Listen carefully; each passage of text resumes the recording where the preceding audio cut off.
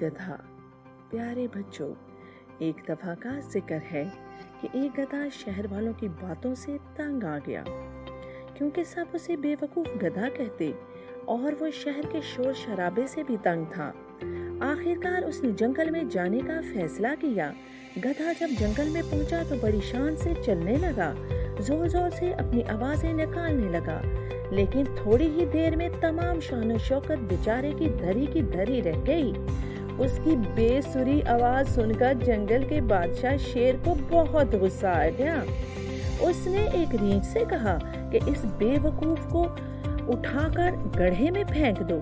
रीछ ने बादशाह सलामत के हुक्म की तामील की और गधे को उठाकर गड्ढे में फेंक दिया। अब तो बेचारा गधा बहुत परेशान हुआ। उसने सोचा कि यहाँ पड़े पड़े मर गया तो ये बड़ी मायूसी की मौत होगी। फिर उसके जहन में एक तरकीब आई। उसने पहले से भी ज्यादा जोर से आवाजें निकालना शुरू कर दी।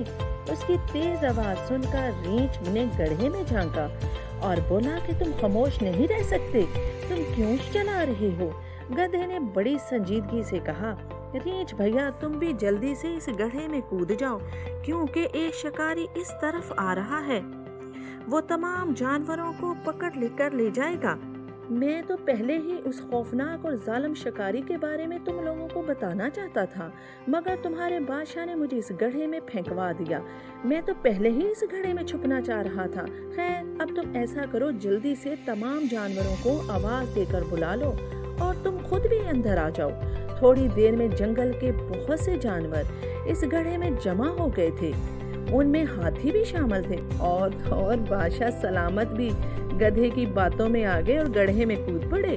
अब तो गधे ने सब जानवरों से कहा, खामोश रहो, वरना शिकारी को पता चल जाएगा कि हम कहाँ छुपे हुए हैं। उसकी बात सुनकर तमाम जानवर खामोश होकर बैठ गए और फिर गधे ने एक ऐलान और किया, अगर किसी जानवर ने आवाज निकाली तो हाथी भैया उठाकर अपनी सूंड में बाहर फेंक देंगे।